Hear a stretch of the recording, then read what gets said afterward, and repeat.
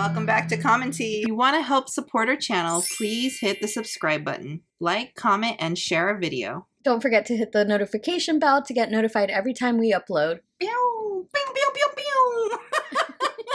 Trigger warning: if you are sensitive to talking about weight loss, surgery, or eating disorders, this is your warning. We're going to be reacting to what I wish I knew before having gastric bypass. Hello you guys, welcome back to another video, or welcome if you are new. I'm also going to go ahead and link below my gastric bypass playlist if you want to see how my journey has been so far, the surgery, recovery, and all that jazz. So let's go ahead and get into the video. And on the 16th, it'll be my 3-month anniversary since having the surgery. I'll go ahead and preface this by saying it has been an amazing 3 months. This surgery has genuinely changed my life, and I'm feeling so good. And I don't know, I didn't know how it was going to go. It's such a big, kind of scary thing to do, and I was kind of bracing myself for the worst. Like I was prepared for it to hurt and be really emotionally scary, physically painful. I don't know, I just kind of prepared myself for the worst. But I did a 1-month update, so I would recommend watching that if you want like more initial reactions from right after the surgery. All right, so let's hop into the questions. First up we have, was it really hard at transitioning to the amount of protein and new portion size? You know, it wasn't as hard as I thought it was going to be. Like, you're meeting with your psychologist and your nutritionist so much before, you really do get a sense of preparedness and learning what to expect. Putting into action, of course, is different, but I kind of treat like the rules like Bible, just because I do get nervous. I don't want to mess up my health or mess the surgery up or have any issues. The portion size you get used to. It's kind of weird at first, but when you're first recovering, you don't really even notice, just because like you're on a liquid diet for a while and you're following these specific steps to work back to food from liquid. Hitting your protein goal can be difficult, but I do kind of feel like once you get in the groove of a routine, and I'm a very big creature of habit, I get the same things a lot. Sneaking in some protein and flavored powder into certain things, or your smoothie or protein shake, adding that in. I eat a lot of meat, I eat a lot of cheese, and I surprisingly find it pretty easy to hit my protein goal most days. My goal is 60 grams a day. If I'm under it, I always try to get at least 45. Has it changed your period at all? You know what's crazy? Over the last year, my period was starting to become a little bit irregular. Since I had the surgery, my period has been completely regular, like to the day. I track it. You know what that is, right? When you're either too overweight or too underweight, your period is irregular. Now that she's lost some weight, your period's back to being regular. And exactly every 4 weeks. It's only been 3 months, so who knows if it's going to stay that way. But exactly on the 4th week, I get my period. Is taking the vitamins and pills every day frustrating? You have to take them forever, right? It's like kind of annoying, but again, it's something that I knew going into this, and I think as long as you're going through this process and really taking everything to heart and like taking it seriously, you'll be okay. Like taking calcium 3 times a day for the rest of my life and a bariatric vitamin, it's like you kind of just get used to it. It gets into your routine, and I think the point I'm at right now, like being 3 months out almost, I'm really in a routine. I get up, I take my vitamins, I set a 2-hour timer for my first calcium. It's just life now. It just becomes part of your routine. At first it was kind of like, okay, this is a lot. This is like my life now. Like this is kind of annoying. But then like I said, you get used to it, and that's just not that big of a deal. But yeah, I'm pretty sure it's forever. My doctor told me it was forever, but I've also seen some people in their programs say they didn't have to do the calcium 3 times a day forever. So I don't know. Were you ever embarrassed to tell people in your life or work that you were getting it? I am. I was more scared of telling the thousands of you guys, to be honest. Telling the people in my life, like my friends, my family, my husband, I wasn't as scared to tell. In fact, I have a very good support system, and like I knew they would be supportive. I was like a little nervous because it almost just felt, there's almost like some stigma and shame around it. So it's like for a minute I was like kind of ashamed, but overall I knew they'd be supportive. They always just want what's best for me. I understand that you're nervous or embarrassed, but honestly, you have to take care of you. But I wonder if it was true support. Let's say that someone came to me and said, I'm going to have gastric bypass. Of course, I can just say, oh, okay. Are you feeling good? When you truly want to support a friend, you don't just blindly support them just because you don't want to hurt their feelings. If you truly care about someone, you've thought it through and you thought enough to help them think it through. And you might ask questions like, why do you think you're getting it? Have you done enough research? What did you look at? What did you learn? Why do you want to get it? Have you thought of not getting it and doing something different? There can be fake support and there could be genuine support. She's done videos where she talks about how a portion of her family members have fat shamed her. Oh, yeah. Are those the same people that are supporting this? Just because maybe she is overweight and they're like, oh yeah, like you should get it. And then there's also, we know her sister-in-law had the surgery. Yeah. You're also getting this biased support. It's just hard to tell what she means by support, because sometimes I feel like Alex doesn't like anyone going against what she says. I get being supportive. Like, I understand that's important. I would hope that my good friend or my husband or, you know, my family members would tell me, you know, to think twice because this is super serious, and this is a life commitment that you have to make. How she's mentioning the calcium pills, that it's something she has to do for the rest of her life. Sometimes I feel like she just likes yes men. Just tell me yes, because basically I'm going to do it anyways, but just support me, otherwise I'm going to be upset. Who isn't super supportive should not be in your life. Where did you start? I'm interested in getting it. Did you just hear that? That's exactly what I just said. If they're not super supportive, they should not be in your life. So what is she defining as supportive? Supporting is agreeing with everything she says, and if they go against it, then they're not being supportive. But what if that person's genuinely being supportive? Exactly. And they're looking out for your well-being? It's going to be a difficult journey for you, and they're being supportive by pointing these things out. You're probably not going to accept it because they are pointing it out, and to you it seems like they're not being supportive, but in reality it is. The people that make you think about why you're doing something are the most supportive. Agreed. Where do you start? I'm interested in getting it, but I have no idea where to start. So what I would recommend is calling your insurance, and I would ask them if they cover it, what the qualifications for that are. With my insurance, you just had to have a certain BMI. I want to say Again, she's like answering the question, how do I get it? Instead of saying, you know, this is really serious. This is not something for everyone. The life commitment. This is difficult. She starts off with saying, I was so worried about pain. That was literally your worst fear about the surgery. Yeah. It's not about whether you're going to be responsible every day to remember to take your calcium medication. Or that you're going to overeat a day and you're going to overeat. hurt yourself. That you might not go on walks and you might have a blood clot. or higher, but check with that with your insurance. And then also they can give you a list of the doctors who are covered under your insurance, because I didn't have to pay for mine. Every insurance is different, but mine covered the whole procedure. And I know a lot of them do if your BMI is over a certain amount. So give them a call and they'll give you a list of doctors close to you with their phone numbers who take your insurance. And I wrote down like the top 5 and I just started calling. Some people were booking out like further than others. So don't get discouraged. Just keep calling. How are you feeling mentally after surgery?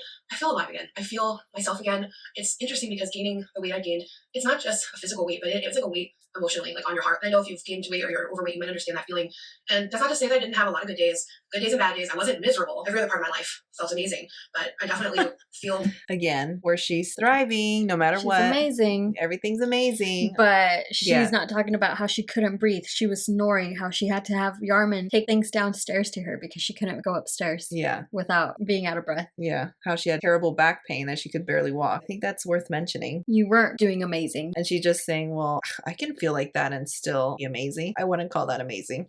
We're like myself now. And people in my life and on the internet have noticed that I have my glow back. I just feel like less weighed down and just more like alive again, if that makes sense. Are the food cravings less than before surgery? Is it hard eating so much less food? You know what's funny? It kind of is true that the food cravings are a little bit less. But I want to say that's not from the surgery, but more because I don't eat much junk food now. So I think because I'm not eating it, my body's not really craving it anymore. I still have cravings here and there, but definitely much less than before. Is it hard eating so much less food? It's interesting. It's a weird feeling eating so much less because like I'll be eating and I chew slow, I take small bites, I do all what I'm supposed to do because sometimes it can feel like your food gets stuck if you take too big of a bite, or you don't chew it enough. But it is weird to get full so quickly. Like I could probably eat like between a quarter to a third of what I used to eat. And when I'm full from that, like I'm full. I feel like I just pigged out at a buffet. So it's kind of weird. Like sometimes it does feel like a mind. This is something actually I wasn't expecting from surgery. And this was like a huge epiphany I had the other day. I associate feeling full with guilt because in the past, if I overate, I would feel so ashamed after. I would feel so bad. I'm like, you just messed up. You should feel so bad about yourself. Now you're gonna have to like go work out extra hard or like drink a bunch of water. Like, you feel bad. And now I get full really quickly from eating such a small portion. And sometimes I'll think to myself like, oh my God, you just messed up. Like you just ate way too much. Like all those negative thoughts come rushing back to your head and you're like, wait. That's kind of interesting what she's saying, associating guilt with being full. But she also said, like, I feel stuffed like I ate at a buffet. Is she supposed to be eating enough to feel like she just ate at a buffet? Or, I mean, obviously I've never had the surgery. I don't know. But to me, that would be overeating still if her stomach has that much pressure. But I don't really know how it works. So maybe you can tell me in the comments down below if that is normal to feel that full after eating the amount prescribed. Breast and some broccoli. Like, let's relax. It's just different. And that was a huge psychological moment for me, which I'm definitely going to talk about in therapy, of how I associate fullness with feeling bad and guilt and shame. So that was a very interesting mental thing that happened to me that I wasn't expecting. Are you disappointed that you haven't lost as much as most people? Okay. What? I am only 3 months out and the face she just made, she was so pissed. Check in a couple days actually. The last time I talked to them was after 2 months and I'm right on track in terms of what my doctor says. Losing 65 pounds, I lost 65 pounds now because that was absolutely how much I lost. And I want to talk about that too. Lost 65 in 3 months.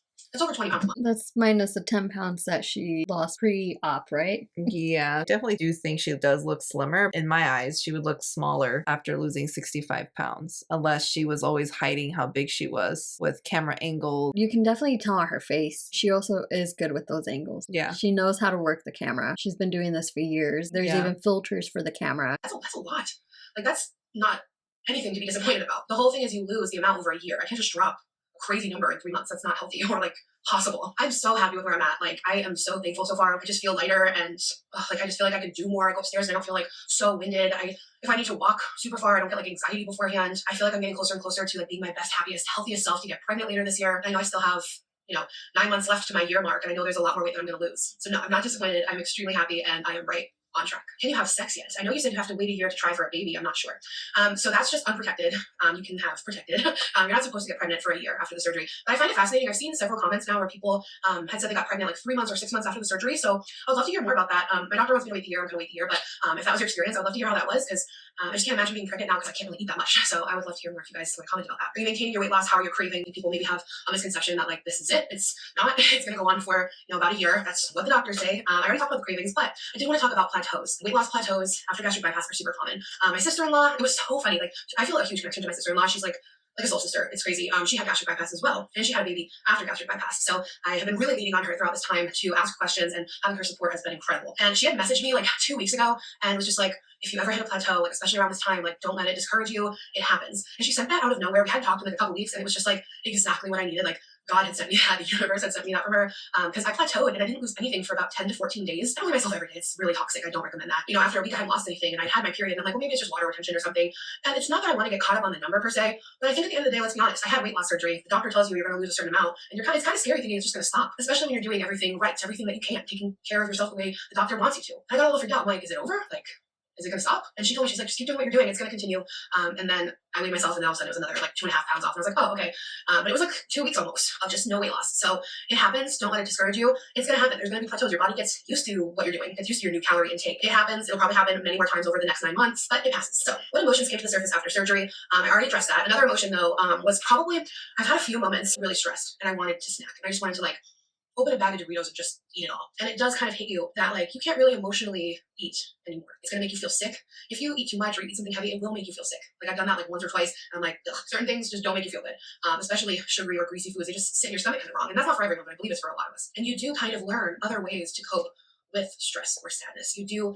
I think here she's actually admitting that she still has a pretty severe binge eating disorder. She's talking about she wants to eat the whole bag of Doritos and, greasy. and that she did a couple times where it made her sick. That's pretty vulnerable to say on the internet for sure. Worst too. And I know that sounds a little creepy, but like it's kind of been a huge blessing for me. Like it's kind of shifted me to have to find something else for coping. And I'm hoping this is like a lifelong thing I can continue to carry on, of coping in a different way than overeating. The next question, how is She keeps saying that. She keeps saying how she hopes that this continues. She's so unsure about whether she can. if she Yeah. can control her binge eating. I feel like she's trying to cope with her binge eating through her surgery, knowing that she's having a surgery that's going to stop her from eating and not be able to binge. People talk about binge eating. It's literally like a lifelong struggle for them. They have to learn to develop coping strategies, as she mentioned. She didn't have before the surgery, and it's something that she's going to keep dealing with. with food change, kind of going off of that.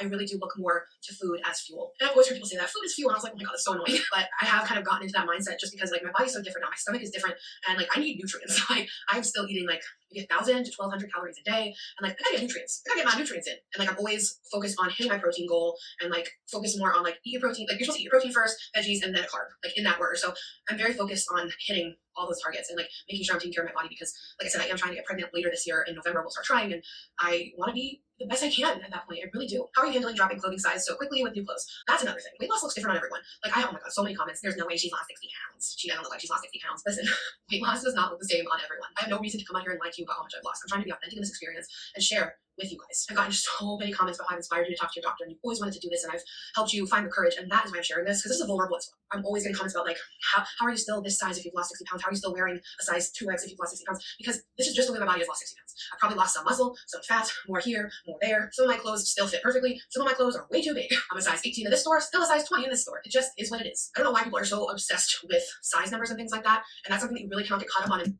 If she really wanted to solve that issue, she could have just put her measurements. She's always doing clothing hauls and saying, oh, I got a 4X in this, and then I got a 2X in this, and I'm a size 18, or these are 20. But all of that would be resolved if she just literally put her measurements, like a lot of YouTubers that do fashion, in her description box. That way people can just look at the description box. I'm trying to sell clothing, so people never know what size to get, because literally it's all over the place. I mean, maybe she just puts her measurements down and doesn't talk about it anymore and just let people figure it out on their own. You really just have to put your health over numbers and like just take care of yourself the best you can. Yeah, like I said, a lot of clothes still fit and a lot of clothes don't. I've sold some stuff on my Depop. I've donated a lot of clothing. I've given some to family. The good thing is I feel like a lot of plus size clothes can kind of adapt between some sizes. Things still look good. If you lose or gain another 20 pounds, it kind of just works. I wear a lot of stretchy pants that still fit great, like they did 65 pounds ago. I try not to get caught up in people thinking that I'm lying about the number.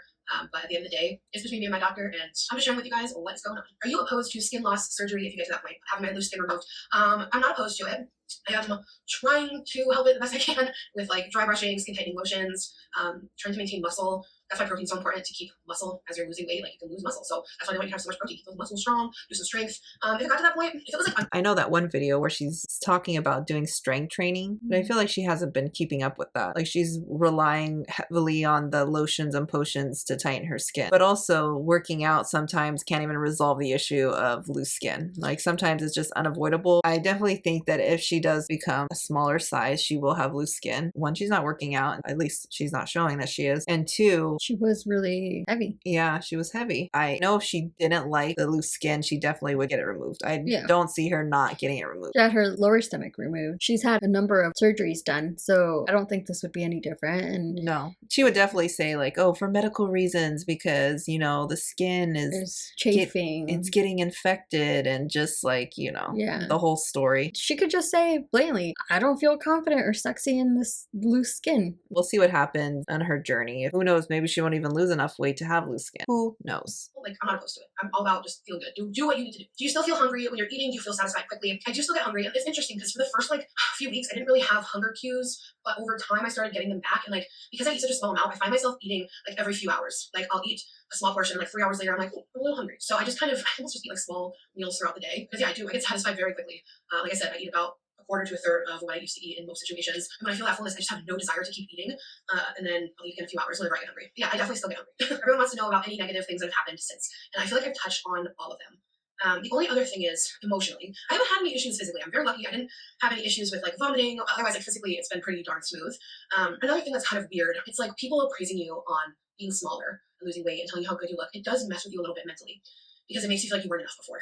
And that's something that people didn't warn me about. And that was something I was mentally preparing myself for. And it's like such a double-edged sword because it's nice to hear that like people are happy for you and that you look good to them. And obviously that's a positive, but then it does kind of make you think like, shit, was I ugly before? Was I like horrible before? It makes you just like, huh? It's interesting. It's really, really, really important to stay focused on the health side of it. And of course, like, flaunt yourself, feel good. I believe in feeling good at any size. Whatever you feel comfortable in your skin as is meant for you. As long as you feel amazing, that is what life is about. And you guys know the biggest reason I did this was to be a mom, was to be the happiest and healthiest mama bear I could be. And I'm so excited, like, to have kids. I keep my eye focused on that. Like, that's my focus. Like, I want to be healthy for my kids. I want to be healthy for my pregnancy, for my family. Like, I want to be around a long time. And that's what I'm focused on. I try not to focus on the looks aspect of it. Like, I'll catch myself walking by and like looking at my body. But I'm like, I don't want to develop like body dysmorphia. I just want to stay focused on the health and the way I feel, because the more weight I lose, I just feel like just so much more like loose, and I don't know, like my lungs feel better, my heart feels better, my sleep is better, like all these physical things are better, and I'm focused on those good feelings. She's promoting being happy at any size, but she's not. She wasn't happy at any size. She wasn't happy. She had a health complication, and kind of goes into that whole, how can you promote being body positive when there's a health concern as well? Yeah. You can't think being overweight is, you're never going to have any health issues. Like, you are going to have health issues. Being overweight is not good for anybody, no matter who you are. Like, yeah, you might have no problems the first 20 years of your life because you're young, and maybe you feel like you're thriving, but guess what? That catches up. The diabetes catches up, the high blood pressure, high cholesterol, the heart problems, so many issues could happen. Like this whole community of body positivity people, I get what they're trying to do, but you're not talking about the downside of it. Let us know what you think about that drama down below. Please don't forget to subscribe, like this video, and share it. Turn on the notification bell, and we'll talk to you soon. Bye.